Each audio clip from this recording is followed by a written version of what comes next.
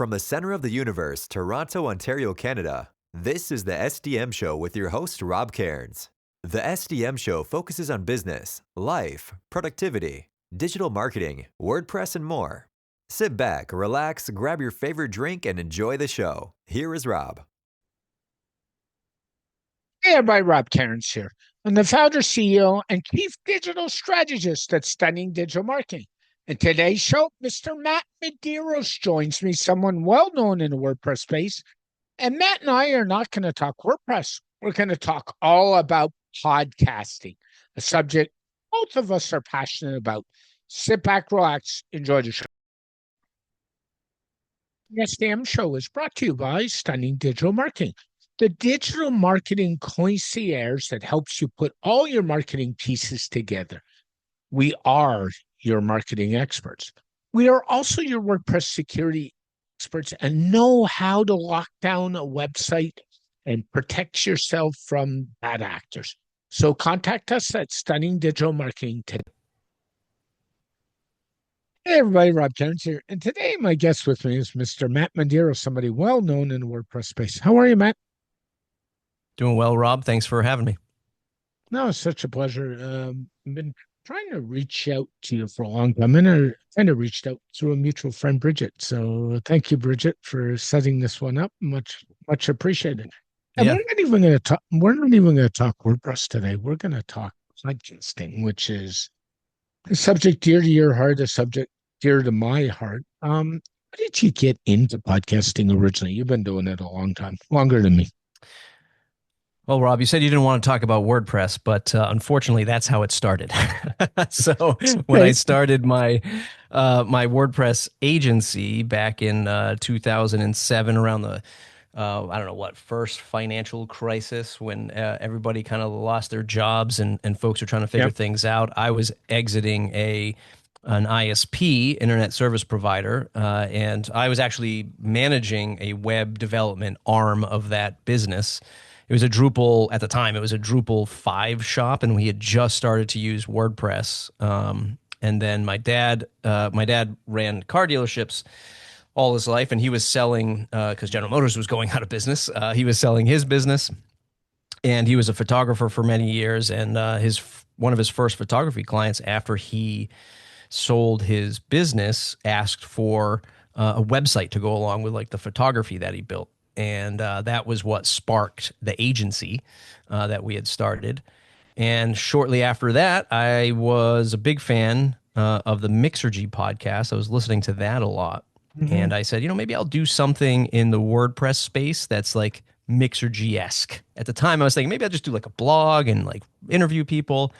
And I was just like, well, I mean, Andrew is doing this at Mixergy. Let me try to do the same thing. And the Matt Report podcast started, I think, in like 2000, end of 2008, early 2009, something like that. Yeah. But that's how I got into podcasting, to help, figure out how to run an agency and how to meet people. And then it kind of took legs from there, so to speak, right? So, yeah. Yeah, I mean, it was a great resource, and podcasting still is today. I know you can attest to it, but like when you start a podcast, it's a great learning mechanism. It's a great networking mechanism. It's how in the early days of our agency, I actually used it as a competitive edge, because back then podcasts still weren't that prevalent around the web. A lot of people weren't doing them. And when we would get clients who would be like, hey, we just talked to 10up. Why should we do business with you? And I've got the #1 WordPress podcast back then on iTunes. So I could be like, hey, check out iTunes. And they'd be like, oh, this is pretty cool. And then, hey, it's a body of work. It's how I service clients. You can tune into any of these episodes and kind of like learn how I work with clients. And if you don't like me in any of these episodes, well, then we're probably not a good fit. And, it ended up being something that I leveraged in sales, because we lacked the portfolio. I could, front load that sales with some kind of social capital, which worked really well. Yeah, I think the one thing a lot you get, certainly I get, I know other podcasters get who run agencies, and there are some podcasters that are strictly podcasters. That's what they do. What I would say is it's a good way to put eyes on somebody's business if it's done right and tastefully. And by that I mean it doesn't have to be a 2 hour sales call because people don't want that. What they want is information. And I think our job as podcasters is to inform the listeners and the viewers. Yeah, and increasingly difficult, right? In the Yeah. through the lens of AI these days, where folks are getting now even more bite-sized chunks of information to fill the Mhm. gap of whatever question or thing that they're researching. And one, I think podcasting is great to keep that human side still. Still front and center, which is crazy to say. Yep. It's like, no, we still need humans to talk and have Yeah, these we do. relationships and these interactions. But also at the same time, be mindful that, the customer or your listener, however you want to, look at it, is also getting a ton of content and a ton of information elsewhere. So how, Mhm. on the nose can you be with, with your premise of your show and the content, et cetera? Yeah, but I think that's a fair comment. And I think we went through this with blogging too, to some degree. Yes. Like 20 years ago, blogging was all the rage when I got in and you got in, and we all used to generate traffic to our websites by blog. And that Yeah. strategy, if you remember Darren Rouse from Australia, he wrote an ebook on how to get traffic from your blog in 30 days. And Yeah. but that's so 15 years ago and strategies change. And I think Yeah. this is a strategy that's changed, but I also think people want to get to know you before they work with you. So I think that's a bit of an advantage, right? Being on a podcast.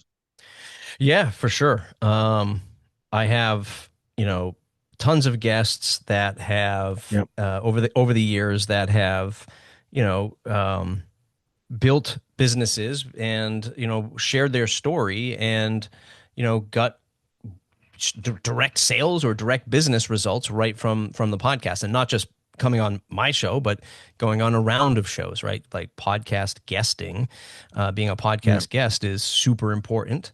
And like you were saying, even if you took your statement of like not everything has to be a 2 hour conversation, well, maybe your current, like whoever's listening to this and starting their business and they're in the throes of running their business and they're thinking, God, do I have to start a podcast too? I mean, maybe you don't have to start a podcast right now. Maybe your exercise is to just be a guest and Yeah. like iron out those wrinkles or stretch that muscle, whichever metaphor you want to use. And number one, get a halfway decent microphone. Literally, that's all you need, and just sound good, and become a podcast guest first, and try that out before investing mentally and monetarily in creating a podcast. Yeah. Since you mentioned the mic and beat me to my next thought process, you're Uh, doing well today, bud. um, let's talk equipment. 'Cause that's where people say the sure. problem with podcasting is too expensive. And my argument would be whether it's podcasting, whether it's video production, because you do some of that too, whether it's movies. I have a good friend's brother who has a movie studio as a hobby in his basement, and he's retired. It is easier and cheaper to do this stuff now than ever before. So, what do you think about that? Yeah, I mean, when I worked at a podcast hosting company for a number of years and coached a lot of Yep. folks to start a podcast. And, for me, the microphone that you're using right now is the perfect podcast microphone. You don't need to go crazy and get, everyone's favorite Shure SM7B at $400 and then plug that into a $800 Rodecaster Pro, Yeah. mixed deck. Like, you don't need to do all that. You don't need to spend a ton of money on camera equipment. I'm actually not using my foolishly expensive Sony A7 IV right now. I'm using a DJI webcam right now. And Yeah. yeah, for a few $100s, with some halfway decent lighting, you can make yourself look good, sound good, but most importantly, sound good when you're in somebody's ear pods or AirPods. Sorry, is the most important. And yeah, like you don't have to spend a lot. And that's one of the great things about audio.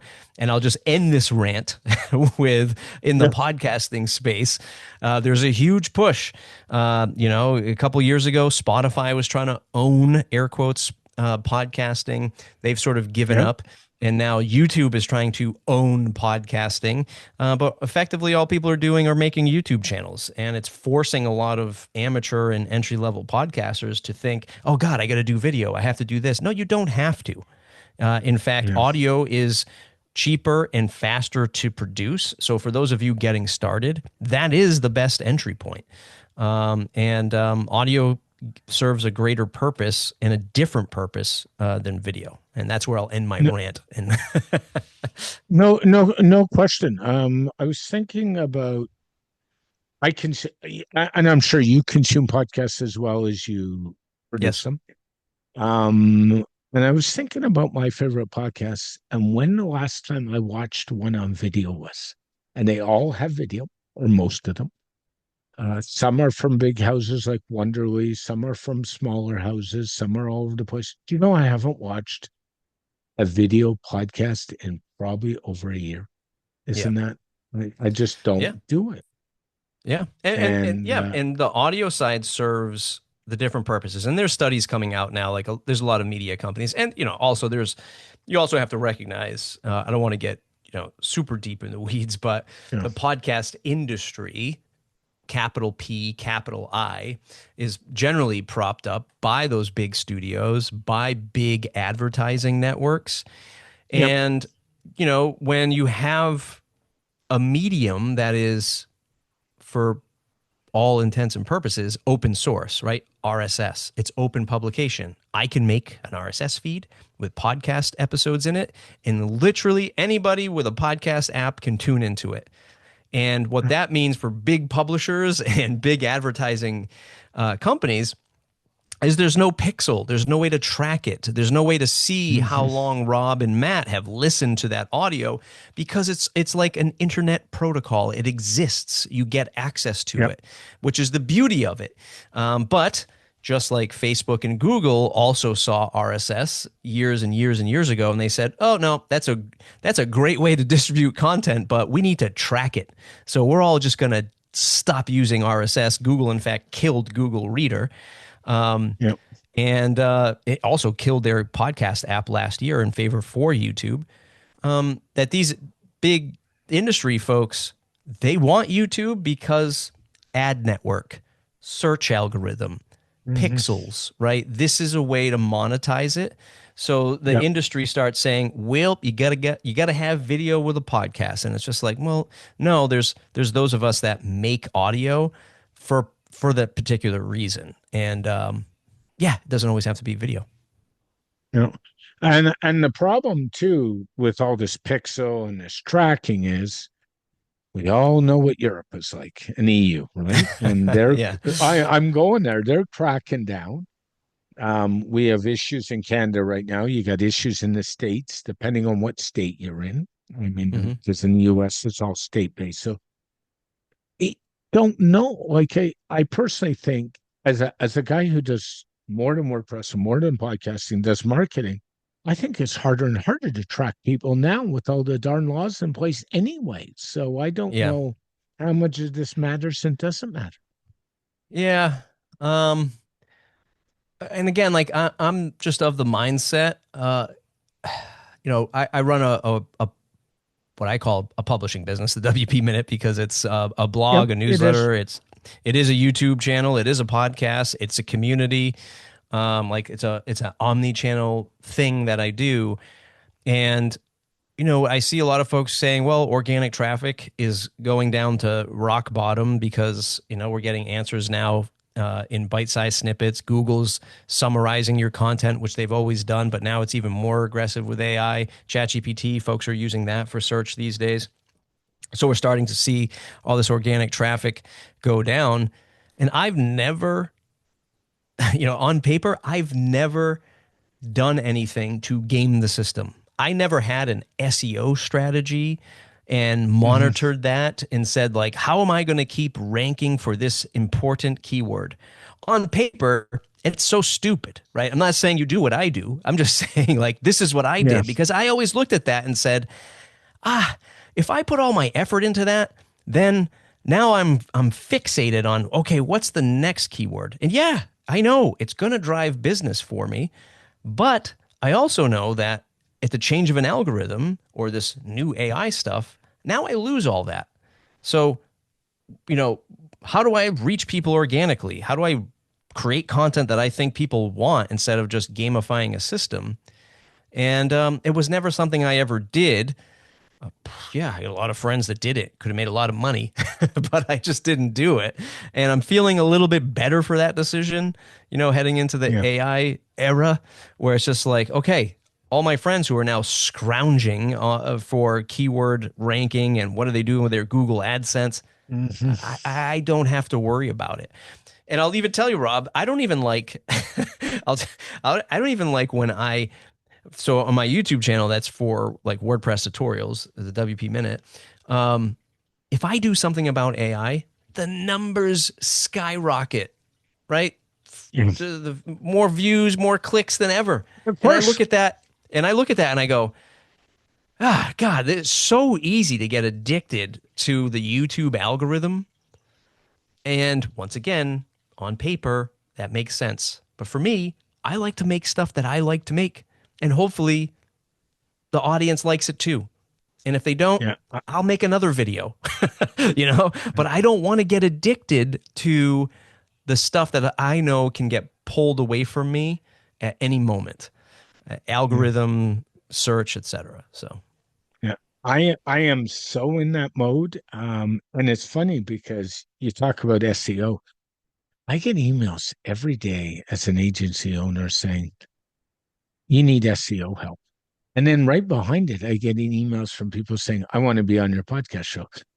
So it's like, what is it, yeah, guys? Like, yeah, you know where I'm yeah, going with this, yeah, right? yeah, yeah. So, and of course, we all know the SEO guys are using AI to send out those emails, and I just it's kind of, do you have any clue what you're asking for anymore? And do you have any clue what's going on out there? And do you have any clue that there's other ways to get eyes on you? Like, Yeah.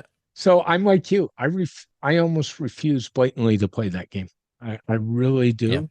And some people will have an AI topic on a show just to generate those numbers. If I have an AI topic, it's because I'm genuinely interested in the AI topic, not because of the numbers. The numbers will come. That's the way I look Sure. at it. Yeah. So if somebody's gonna start a podcast today, and you said Mike you have is the best one, I agree. I think the equipment you have is probably the best one. Like, I think people get too hung up on that stuff more than they realize. How would you go about starting a show? You started a few. Yeah. So, I mean, the advice I tend to give is, Yeah. understand what you want out of a podcast. And generally, if it's like, oh, I want to run ads, then I would say, or I want to make money. Let's say, like, I want to make money with a podcast, like through ads. Then I would Mm, really, press you on letting you know that that is a super competitive space, and yep. your content has to be either so unique or so, I guess, pop culture, AI included, but it has to be so pop culture that there's so many that you have just a wide audience to reach. Mhm. And it's going to take time.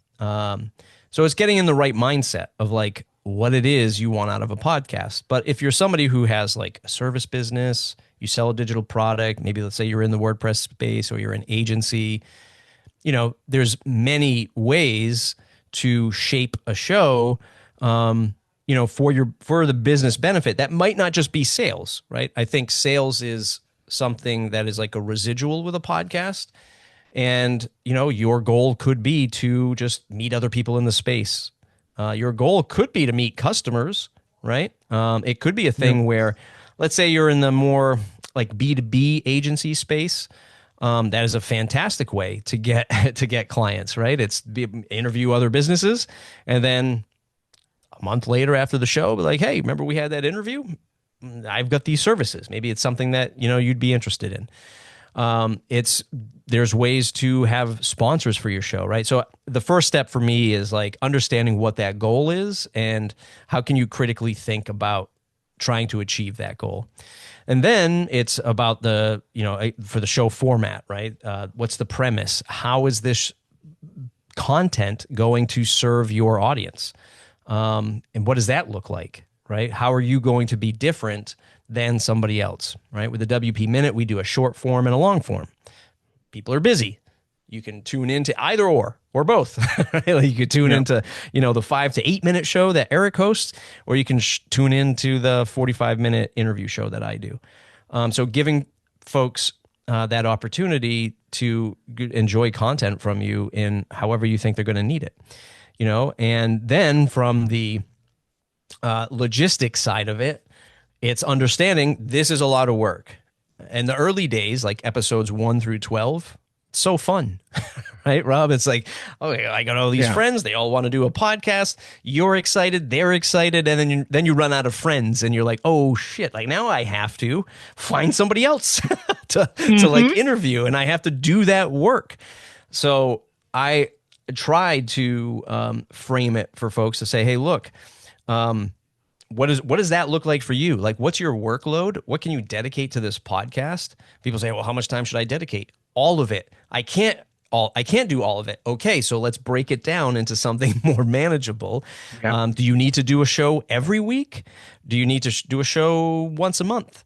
Like, what is it for that audience, and what's that goal that you set for yourself? And let's try to shape a show around that. And in that same sort of piece of advice, it's looking at it and saying, well, maybe you don't also have to go at infinity. So if you say, I want to do a weekly show, okay, well, maybe you can do a weekly show for 4 months, and then you take a break.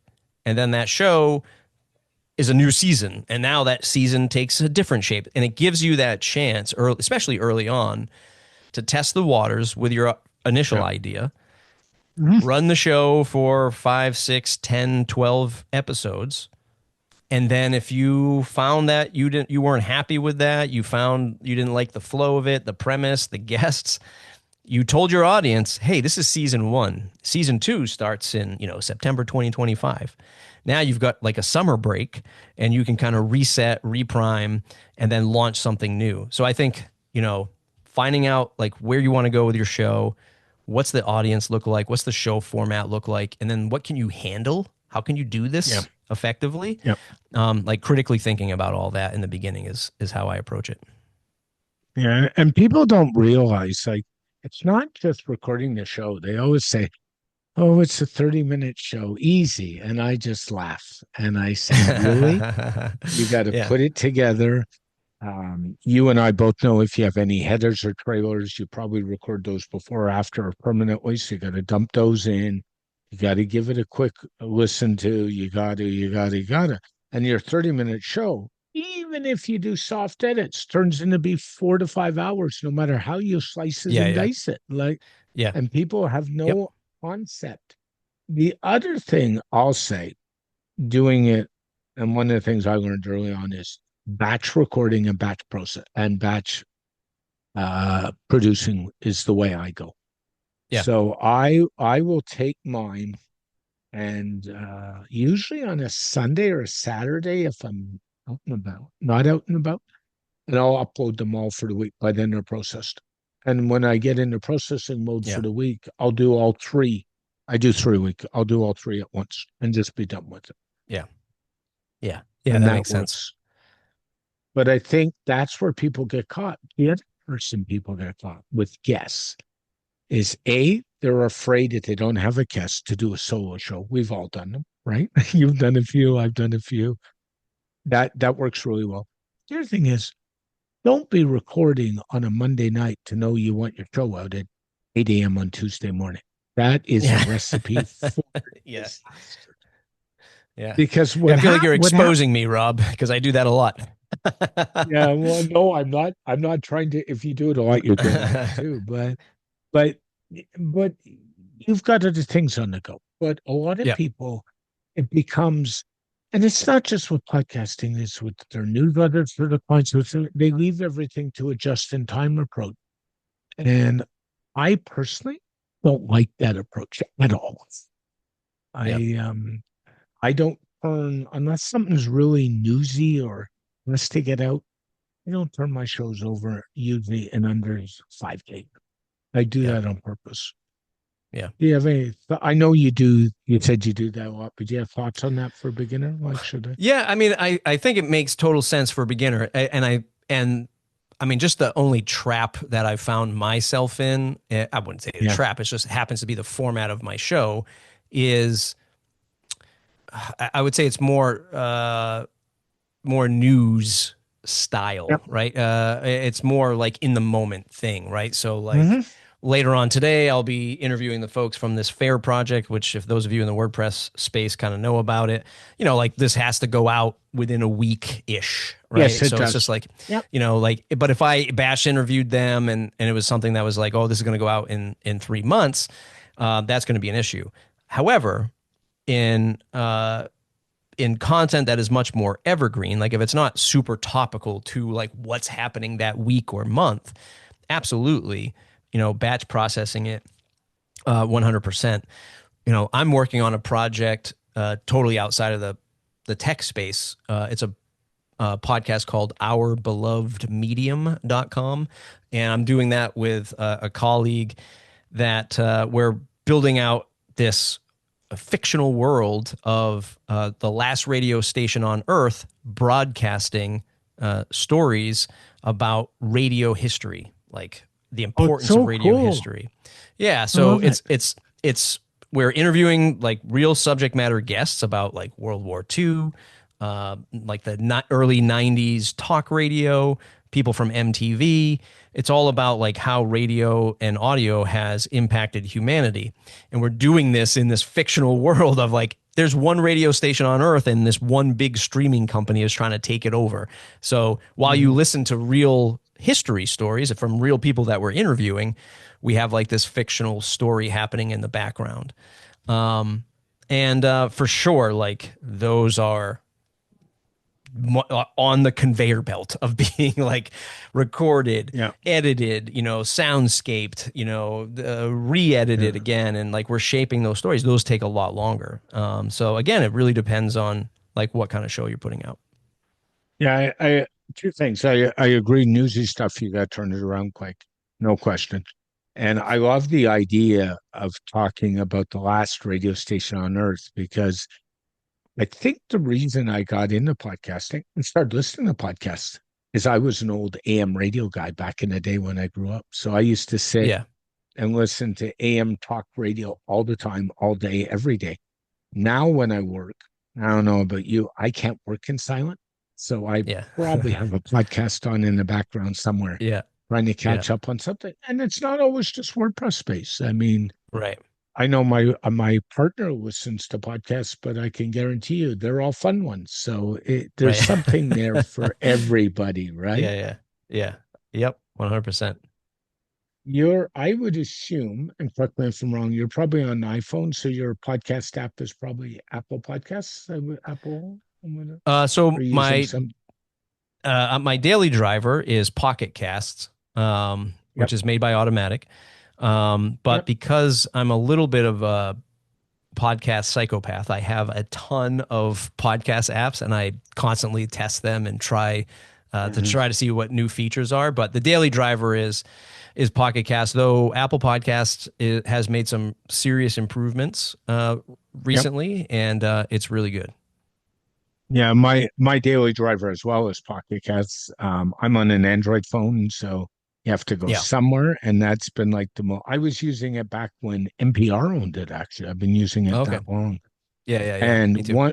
one of the things I do, and little tip for anybody, because Automatic made this change, is I listen to my podcasts on my laptop, not on my phone when I'm working, and the web browser is free now as part of Yeah. Pocket Cast. So you can go and listen. And that's one feature I really like, actually, to be Yeah. honest with you. Yeah, I yeah, tend to, they made a smart move there, and Pocket Cast is adopting a lot of the podcasting 2.0 features, which is Mhm. amazing. Spotify just announced that they adopted the transcript tag from podcasting 2.0 Yep. finally. So yeah, that stuff is great. But Pocket Cast doing a great job on adopting a lot of these new open standards. Yeah. I couldn't get through a conversation like this without mentioning two letters. And you know which two I'm going. AI. Yep. As Matt smiles. And I'm using AI a lot. I know I use it to produce show notes, to produce highlights of the show. I do that a lot. Mhm. Do you use it at all when you're producing? Yeah. So my editing app of choice is Descript, and they Yeah. are well not only invested in by OpenAI, but a lot of the features are powered by AI. So I'm using that a ton. I use it for clips, for editing, for video. It does a lot, right? And then for summarization of show notes and creating chapters, I use Descript again for like the chapters because it's got the content right there, so it knows how to set the chapters. And Yep. then it will do show note writing, but I just don't like the interface for Format. doing that in Descript. So I'll bring that into ChatGPT. I have a project just for the whichever particular podcast that I'm doing, and then I have instructions set up for each. So at my day job at Gravity Forms, I do a podcast for them called Breakdown. So I have a breakdown project, I have WP Minute project, Matt Report project, and I have all Yep. these different instructions for each. Right. So I try to tailor those show notes for those individual brands. Yeah, and do a lot of that for the production of it, and generally using AI for a lot of tech stuff and building apps. And I built a podcast app. I'm using air quotes again. It's called podcastpower.cc. That's the website, podcastpower.cc. And that is a web app that I built with AI that just brings in all of the podcasts about podcasting that I listen to. And it's a way to demonstrate a lot of the podcast 2.0 features, funding tag, guest tag. So it's a great way to visualize what podcasting 2.0 can do if your podcast listening app doesn't support it. And that's been fun as well. So that's obviously heavily AI. Yeah, I was going to say, was it AI built? You beat me to that too. Yeah, Yeah. yeah, yeah. Uh, but I mean that's the world we're in, so I get that. So that kind of talks about that editing. Do you do hard editing or soft editing or a bit of both, or do you like Um, to roll? Do you like to roll with what's said, or how do you go? Yeah, I mean, generally, what I will do with the podcast is remove a lot of the filler words. It depends on like what the show is. So I do have an editor for the WP Minute. It's Eric Karkovac, and he'll do a lot of that editing. But I will go through and remove any big sections that I think are either just too lengthy of a question, too lengthy of a setup, which we can often do as podcast Mhm. hosts. And I'll remove some of the ones that I remember, but generally it's light duty stuff. Yeah. I'm not a prepper either, so like I don't have a list of questions for people. Like I think if I'm going to interview you on the WP Minute, I pretty much know the angle I'm going to go for. I know the Hmm. outcome of where I want to go with for the listener, and I try to just have that conversation with that person. And so, generally, not a lot of heavy editing. Although I did recently one of the episodes for the WP Minute. I was recording in, I forget which platform I was recording in, but for whatever reason, just my audio was totally ruined. It had like this weird like Oh static in it. no. So and this is not the first time I've had to do this, but I did it in with video too, because this was a video recording as well. So I had to just record myself as I was interviewing the person again. So I would like Oh. I opened up like faking the podcast introduction. I was like, "Hey John, good to see you again. Yeah, let's talk about your business today." And then I would cut in like his answer, and then I would listen to his answer, and then I would ask the question that I knew I would ask from the original editing. I'm So chuckling because been there, that done was that. fun. Yeah, that was Yeah. fun. Yeah. Have you ever had to do a show where you've actually done the show and said, I can't air this because you Oh didn't like yeah. the angle, you didn't like the guest, you did. Yes. Yeah.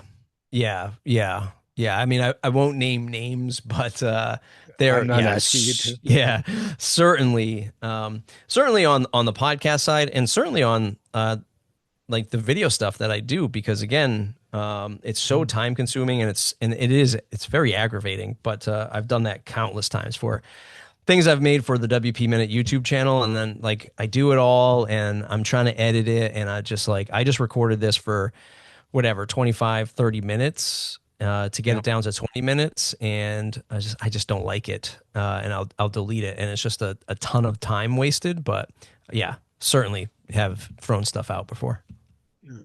How do you approach guests with your show? So, what I generally do, I didn't with you because I know enough for the content. I listen to WP Minute.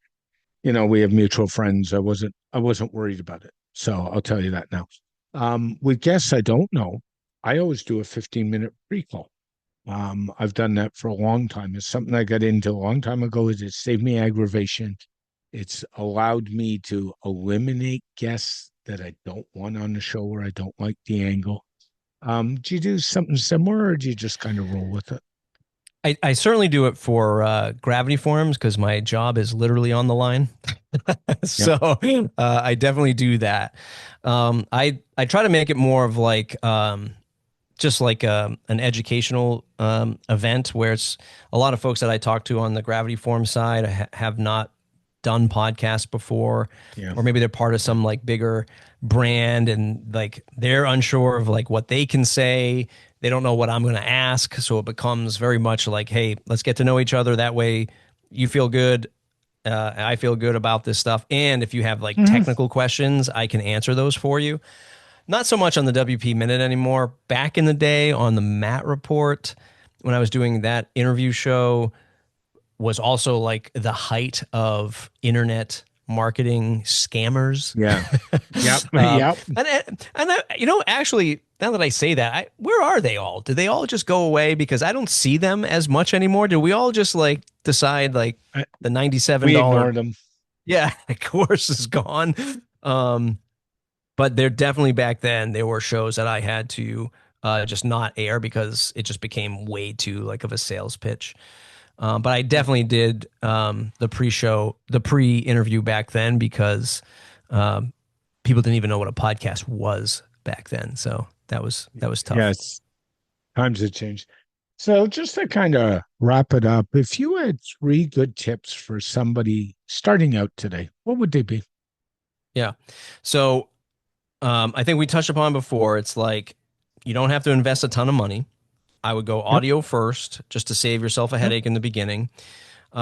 Really understand the premise of your show, of what you want to achieve, what those goals are, and understanding that things take a lot of time, and then giving yourself this buffer of starting seasons to give you a chance to say, "Hey, I started this thing; it's brand new to me. I might not like it, but I know I'm going to end season one and give myself a reset." So those are three like major pillars. But the additional advice I would give is, trying to find literally and figuratively your own voice for your show, so that the listener understands what you represent, and what they can expect from you as the podcast guest. I do feel like I'm a bit of I don't know, I don't what word you'd put on it, like a guardian of the audience, of my audience. Like they Yep. know that I won't let things through and that they expect things of me. Whether Yep. they're agreeing with my take or not, like that is much more important. And I think a lot of folks who tune into me, I've been, using this phrase. I still use this phrase. I don't even know if it's right, but I say the blue collar digital worker, right? Somebody You who do. is just Yep. trying to do things well, serve their customers right and Yep. make an honest living from it, right? This is not like the people that listen to me know that I'm never going to talk about how you're going to make $50,000 a weekend in some kind of like funnel marketing. That's just not what I talk about. Yeah. So like really finding that voice, I think is important. And while you might have an idea of that on day one, it'll certainly change on day 100 and a day 1,000, as you Yeah. continue to do this stuff, and to recognize that and just to work with it. It does. One last question, one I like to ask other podcasters. So, if you choose a podcast that's not WordPress based and not podcast based, what would you Ooh. listen to? Oh man, the podcast based one took it right out because I already Yeah, I had it know. teed up. That's why I did. Um, Hold on, let me quickly pull up That's my okay. Pocket Casts. So Uh, while you're pulling that out, I'll share with you my favorite podcast is two. One is a show called the Jan Arden Show. She's a singer slash comedian that's Canada based. A lot of Americans would know her. And the other is a monster show called Business Wars, which is a Wonderly production. They're the two that I go to that are not in either space. So you yeah. like? So for me, on the business side, it would be 6 Pixels of Separation with Mitch Yeah. Joel. He's been doing that podcast for like a gazillion years. Yes, he From has. an entertainment side of things, I like anything produced by Noiser. So right Mm-hmm. now they're doing the Titanic. They're doing a series on Titanic. They've done it on the last one they did Oh was wow. Napoleon. Like those are great. Those are great. That's a great production company for like those kinds of. I guess I'll classify it as like entertainment. Like if that's your thing, history and stuff like that is your thing, then they do a great job. Um, yeah, and then everything else from there is business and podcasting. So Yeah. those are the two I would throw out for you. Oh, that's cool. So, Matt, thanks so much. If somebody wants to see the work you're doing with WP Minute, the work you're doing with Gravity Forms, you're a big part of both, or get in touch with you, where are the best ways? Yeah, search for WP Minute, search for Gravity Forms. You'll find me there. I have a site that you can go to find everything I do at craftedbymatt.com. Yeah, thanks so much, Matt. Have yourself a wonderful day, my friend. Thanks, Rob.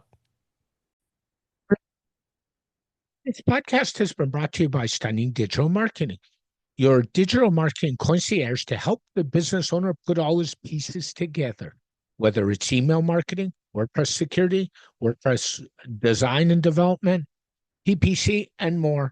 Text Stunning Digital Marketing for all your digital marketing needs today. A very special thank you to Matt Medeiros for joining me on this edition of the SDM Show. The SDM Show is dedicated to my late father, Bruce Cairns. Dad, I miss you very much every day. My mother, Ann Cairns, who's still doing really well and is an inspiration. And of course, Tiz Maroney. And Tiz, I know I've said it, but thank you so much for all the inspiration you give me every day.